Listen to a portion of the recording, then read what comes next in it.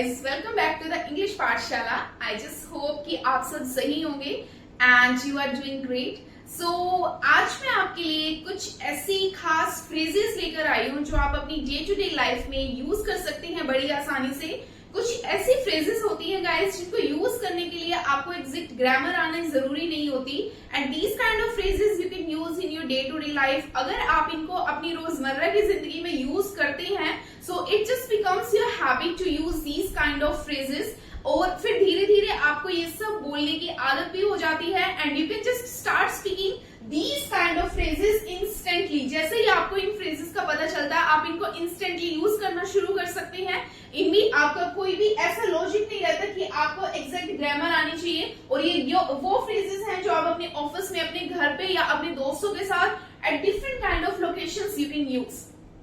So let's get started with these kind of phrases. Our first phrase of the day is take it easy. Take it easy. Take it easy आप वहां पर use करते हैं जब भी आप किसी को कहते हैं कि इस चीज को आसानी से लो या इस चीज के बारे में ज्यादा टेंशन मत लो या ये ज्यादा कोई टेंशन वाली बात नहीं है। तो जब भी आप किसी को दिलासा देते हैं तो आप उनको इंग्लिश में कहते हैं take it easy. Like even if you are facing difficult circumstances in your life, so please take it easy. It's not going to last forever. कि ये सारी चीजें हमेशा नहीं चलेंगी। Take it easy. Second is bring your A game. Bring your A game आप उन लोगों के लिए वहां पे यूज करेंगे जब आप किसी को बोलेंगे अपना बेस्ट देने के लिए। It means do your best. Do your best को आप एक फ्रेजल फॉर्म में कह सकते हैं bring your A game. I know that you can bring your A game because you have potential. So, third verb we have phrasal verb that is don't miss the boat.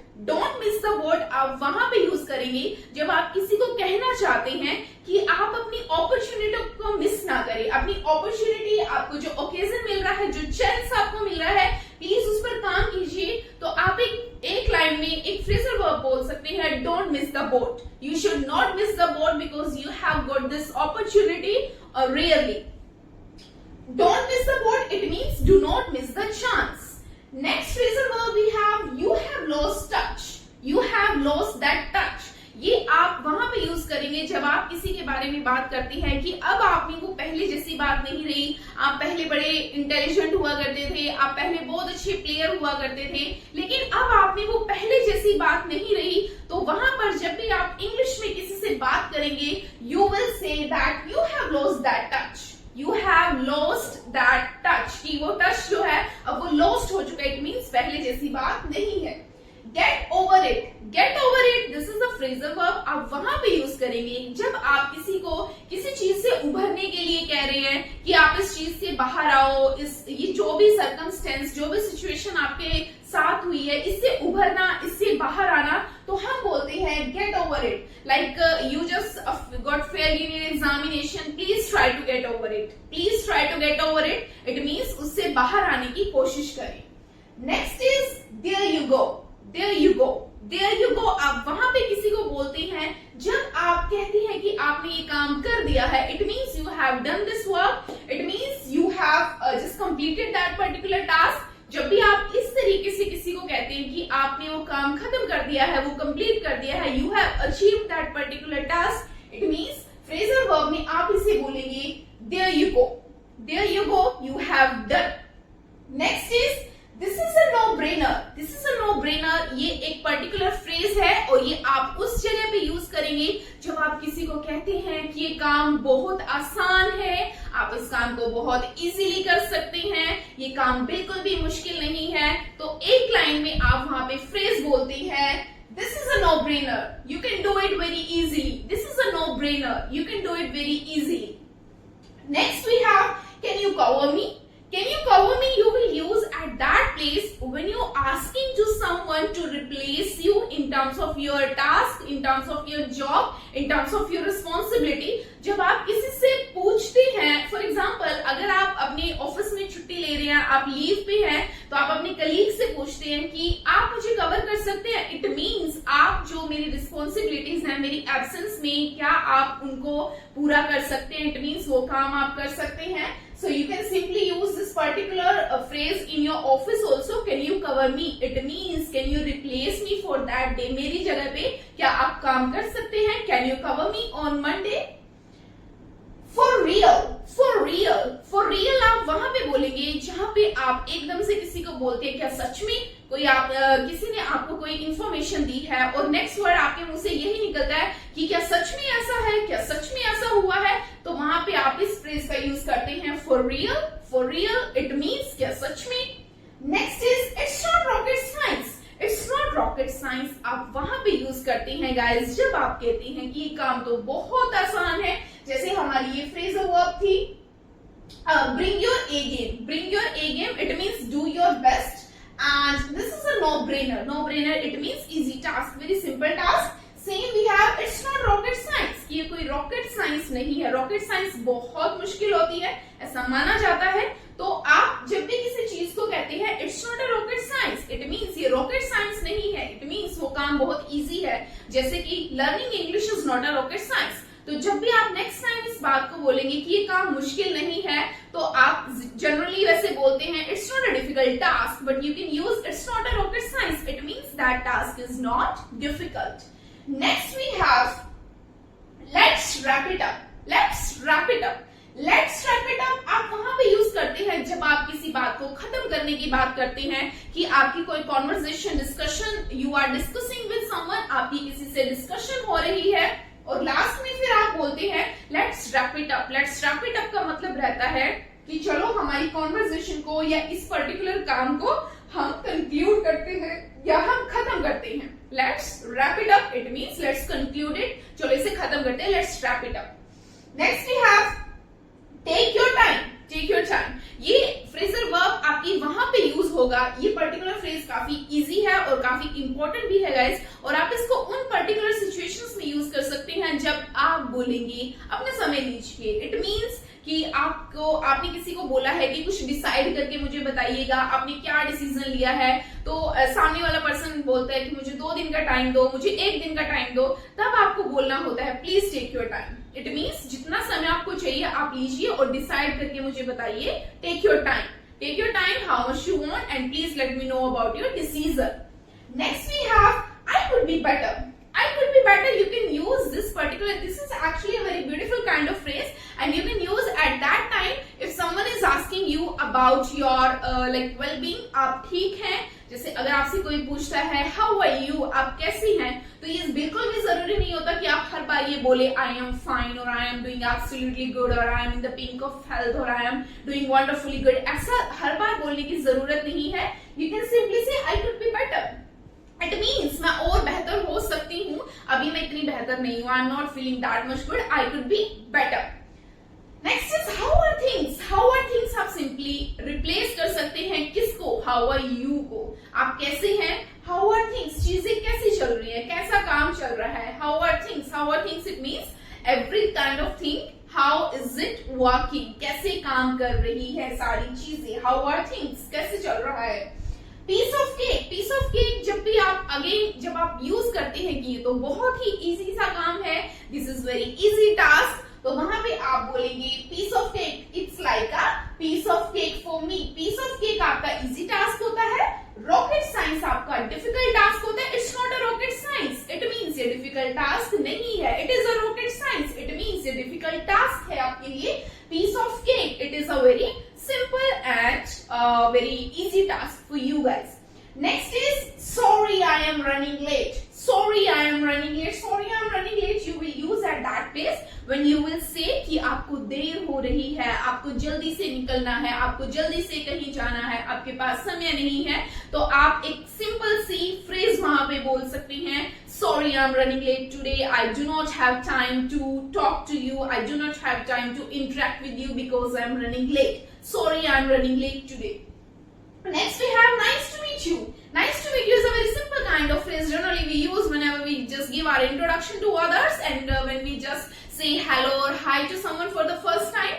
उसके तुरंत बाद हम ये particular word बोलते हैं, particular phrase use होती है nice to meet you. It means आपसे मिलके अच्छा लगा। जब भी आप ऐसी किसी से मिलते हैं तो आप इस तरह की फ्रेजल वर्ब का यूज कर सकते हैं, nice to meet you, आपसे मिलके अच्छा लगा।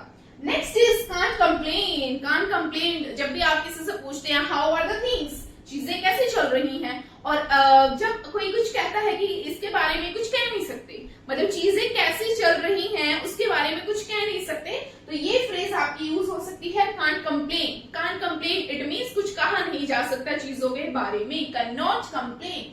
Next is that's good one.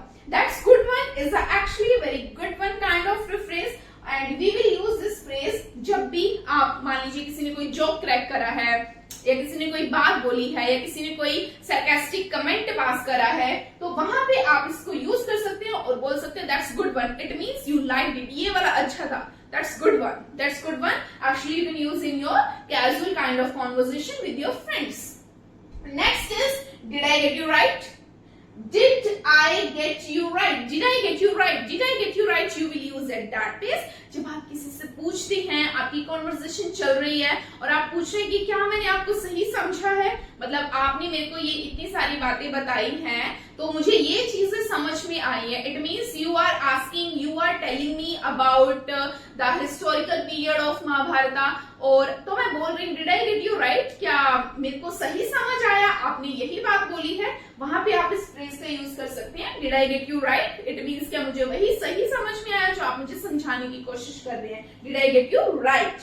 Next is don't take it to heart. Don't take it to heart जब आप किसी को कहते हैं इसको दिल से मत लगाना, मेरी बातों को दिल पे मत लेना, never mind, please don't mind the things, तो उसको आप एक फ्रेज में बोल सकते हैं don't take it to heart. It means बुरा मत मानना, इसको अपने दिल से मत लगाना, don't take it to heart please. I just have this kind of habit of cracking sarcastic jokes, please don't take it to heart. Next is I didn't catch last word.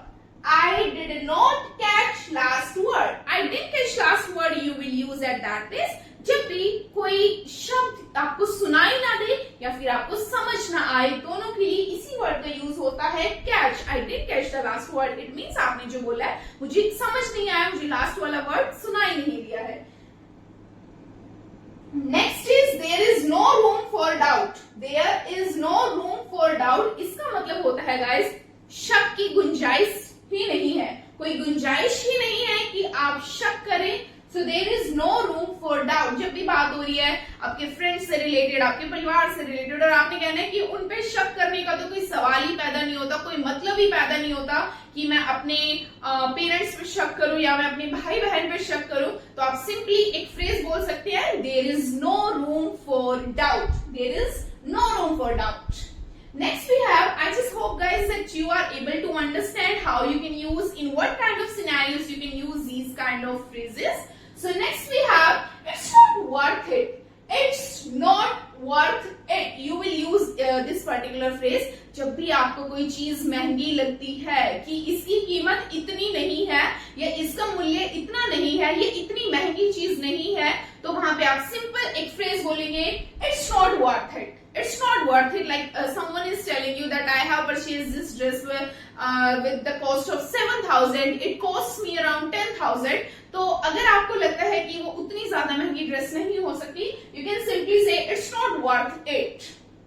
Next is fingers crossed. Fingers crossed is a very simple kind of phrase. Most of the time we use it at that place. जब भी हम कहते हैं कुछ good luck कि वो चीजें ऐसी ही रही, वो चीजें खराब ना हो, जब भी आप एक good luck की विश करते हैं या फिर आप evil eye से बचना चाहते हैं, so generally people say fingers crossed. Fingers crossed means it means ये जो चल रहा है इसको नजर ना लगे, whatever we are expecting to get, तो हमें सेम वही रिजल्ट मिले।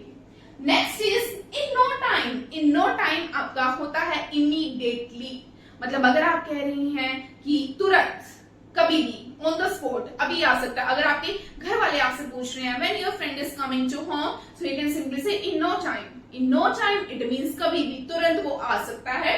Next is going to hit the हे।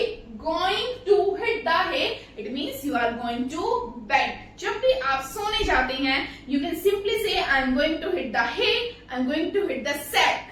तो जब भी sack, SACK, I am going to hit the sack, I am going to hit the hay, it means you are going to sleep. आप सोने जा रहे हैं। ये भी बहुत अच्छी फ्रेज है जो मोस्ट ऑफ द टाइम हम अपनी डे टू डे लाइफ में यूज करते हैं। I am exhausted. एग्जॉस्टेड होता है टायर्ड, ये आप सिंपली वहां पे यूज करेंगे इस पर्टिकुलर फ्रेज का जब भी आप कहेंगे कि आप बहुत ज्यादा थक चुके हैं। I am exhausted. That's a rip off. Rip off, rip off आपका पर्टिकुलर उस पर्सन के लिए यूज होगा जो आपको लगता है कि बहुत ज्यादा एक्स्ट्रा प्राइजेस आपसे ले रहा है, आपको लग रहा है कि वो आपको लूट रहा है, वो एक लुटेरा है, वो आपसे ज्यादा प्राइजेस मांग रहा है, तो यू कैन सिंपली से that's a rip off. It means वो एक लुटेरा है, वो ज्यादा पैसे आपसे चार्ज कर रहा है। Next, I am starving, I am famished. Starving और फैमिश्ड का मतलब है when you are extremely hungry, जब आपको बहुत ज्यादा भूख लगी है। एक हंग्री होता है कि आप भूखे हैं, एक होता है स्टार्विंग जब आप कहते हैं कि मेरे पेट में चूहे कूद रहे हैं, मुझे बहुत ज्यादा भूख लगी हुई है। ये पर्टिकुलर उस सिचुएशन के लिए है। I am starving, I am famished, I am famished और starving. Next we have you screwed up. You screwed up it means तुमने सब कुछ गड़बड़ कर दिया, तुमने सारा काम खराब कर दिया। वहां पे आप इस फ्रेज का यूज करेंगे यू स्क्रूड अप, तुमने सारा काम खराब कर दिया। I have never given it much thought. I have never given it much thought, जब भी कोई आपसे कुछ पूछता है कि क्या तुम कभी कहीं पर ट्रैवल करना चाहोगे, तुम स्पेस में जाना चाहोगे, या तुम कुछ ऐसी एक्स्ट्राऑर्डिनरी एक्टिविटी करना चाहोगे, adventurous activity you would like to do, और यू आर सेइंग दैट कि मैंने इसके बारे में कभी सोचा नहीं है, मैंने इसके बारे में अभी तक ज्यादा सोचा नहीं है। So in English you can simply say I have never given it much thought. I have never given it much thought to join the Academy of Wrestling. I have never given it much thought to do any kind of adventurous activity. It means you have never given it much thought. Next is I owe you one. I owe you one आप वहां पे बोलेंगे जहां आप किसी से कहना चाह रहे हैं कि मैं इस चीज का एहसान चुकाऊंगा, मैं इस चीज का आपको रिटर्न जरूर करूंगा, वहां पे आप इंग्लिश में बोलेंगे I owe you one. Next is that's so kind of you.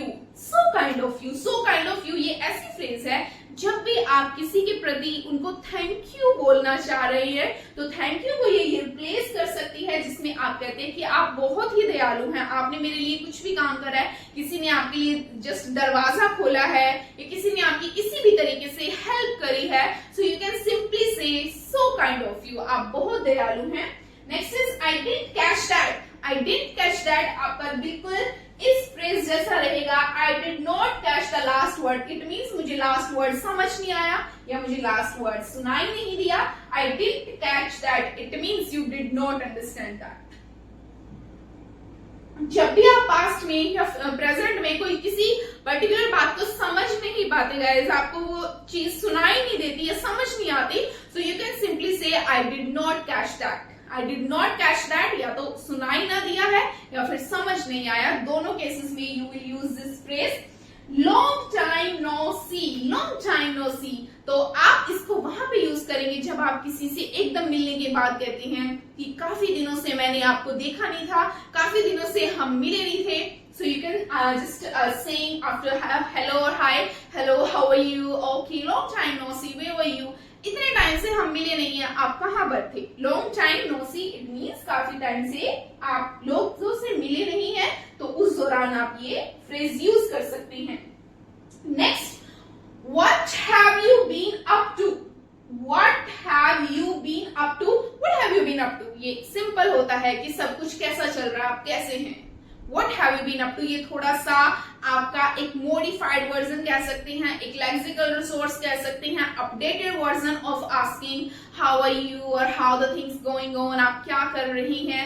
Simply what have you been up to, it means आप कैसी हैं, आप क्या कर रही हैं। What have you been up to? What have you been up to? Next is sorry to bother you. Sorry to bother you, जहां पर भी आपको लगता है कि आपकी वजह से आप किसी को परेशान कर रही हैं, you just simply sometimes we say I need your favour, could you please do me a favour, तो वहां पर आप इस फ्रेज का यूज कर सकते हैं सॉरी टू बॉदर यू, आपको परेशान करने के लिए माफी, but I need your charger, I need this document, I need your help, sorry to bother you but I need your scooty's key. Sorry to bother you, it means आपको परेशान करने के लिए माफी। Next is things happen. Things happen आप वहां पे use करते हैं जहां पे आप अपने दोस्तों को बोलते हैं कि ऐसा होता है, ऐसा होता रहता है, ये जीवन है, ऐसा चलता है, ups and downs are the part of life. वहां पे आप कह सकते हैं थिंग्स हैपन्स, ये चीजें होती हैं, चीजें हमारे जीवन जीवन में होती रहती हैं, ऐसा चलता रहता है। Ups and downs, thick and thin situations are the parts of life. It means things happen, चीजें होती रहती हैं। नो वरीज अबाउट इट, इसके बारे में चिंता मत करो। वेयर वर वी, ये एक फ्रेज है जब आप किसी से बातें कर रहे हैं और बीच में आपने कुछ और काम करना शुरू कर दिया है और आप एकदम से पूछते हैं कि हम कहां पर थे। इट मीन्स हम क्या डिस्कस कर रहे थे, हम किस पॉइंट पर पहुंचे थे, हम कहां पर थे। तो you can simply say where were we, where were we, where were we, where were we, हम कहां पर थे। So let's get started from the same topic. So could you please tell me where were we, तो कृपया आप मुझे बता सकते हैं हम कहां पर थे। Next is step up your game. Step up your game is the phrase you will use at that time when you are saying someone please अपने काम को और बेहतर बनाओ, अपने काम को और अच्छे तरीके से करो। So in this particular phrase you will say step up your game. It means give your better performance. Next is pull yourself together. Pull yourself together जब आप किसी को कहते हैं stay motivated, हिम्मत रखो, साहस रखो, अपनी हिम्मत मत छोड़ो, stay consistent, please doing hard work and stay motivated for the things, for the challenges. अपने आप को संभालो, अपने आप को हिम्मत बांधो। तो उस पर्टिकुलर फ्रेज को आप इंग्लिश में बोलते हैं pull yourself together. Please pull yourself together and you should do a last try. I believe that definitely you will get success. Please pull yourself together. Pull yourself together, it means अपने आप को खुद से self motivate करना, that is called please pull yourself together. Last we have keep it up. Keep it up generally हम उन चीजों के लिए यूज करते हैं जो काफी इंटरेस्टिंग चीजें होती हैं, काफी पॉजिटिव आउटकम्स जब आपके रहते हैं कि तुम बहुत अच्छा कर रहे हो, you are going good, keep going. Generally we say these kind of motivational quotes to the people, please keep it up. It means इस चीज को बनाए रखें, इस चीज को हमेशा कंसिस्टेंट रखें। कीप इट अप और stay consistent, keep going. So I just hope guys that you found this particular video really useful for you, and if you haven't subscribed my YouTube channel, so please do it immediately. And if you like my particular this video based upon the phrases that can enhance your communication skills in your day-to-day life, so please hit like button and do comments also. And what kind of videos you would like to watch on this particular platform of mine in future, you can just set some of the comments in the comment section. And thanks for watching. Stay connected and just keep learning, keep speaking English. And for the purpose of grammar, please start using at least these kind of phrases that can enhance your confidence. So stay connected and thanks for watching.